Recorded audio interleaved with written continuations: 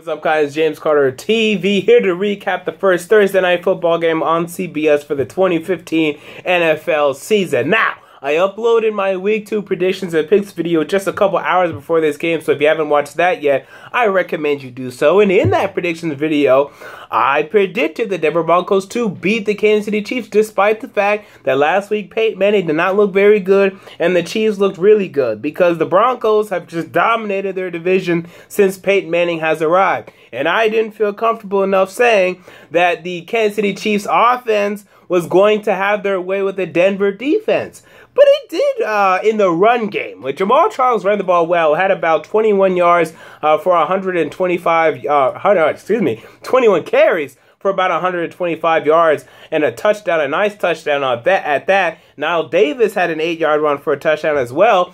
Alex Smith, though, can't do anything against this defense, and of course he can't. Travis Kelce, as I highlighted in that video, Travis Kelce, albeit a really good weapon, he was going to have his struggles against this Denver Broncos defense because they have a TJ Ward who can cover tight ends, and Danny Trevathan and Brandon Marshall who can also cover tight ends.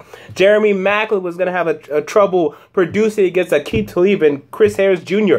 And Travis Kelce and Jeremy Maclin did get their fair share of catches. Jeremy Maclin ended up with about 50-something yards, Travis Kelce around the same.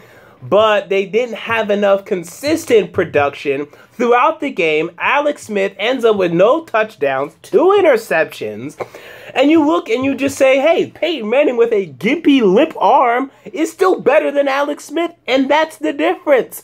And yes, ultimately the game was decided by a late fumble by Jamaal Charles that allowed the Denver Broncos to take advantage and to get a touchdown to win the game.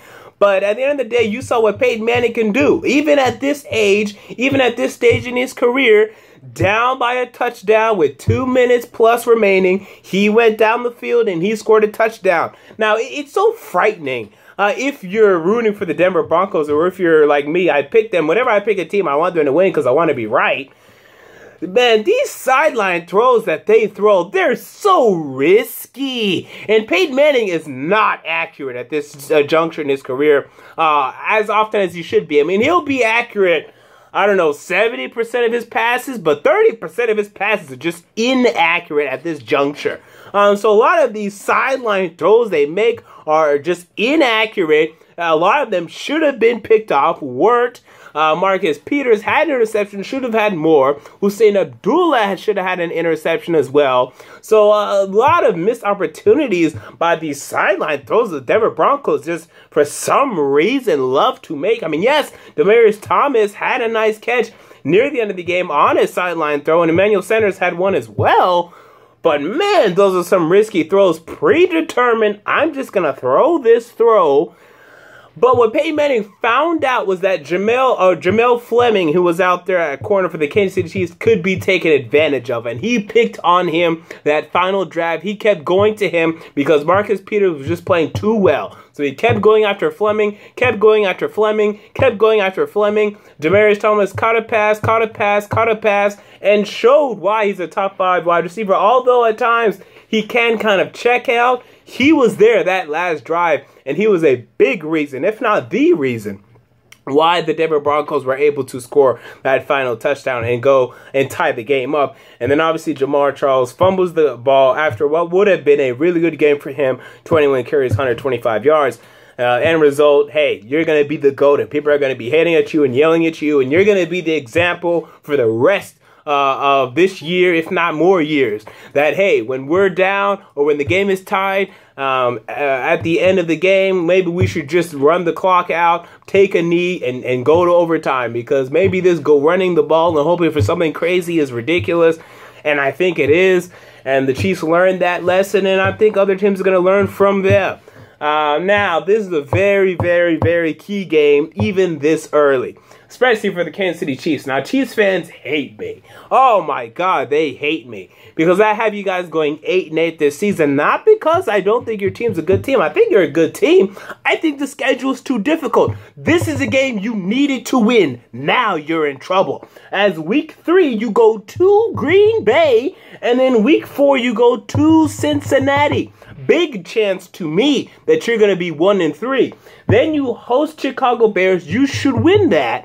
But then you go to Minnesota. You host Pittsburgh. You host Denver. You host Detroit.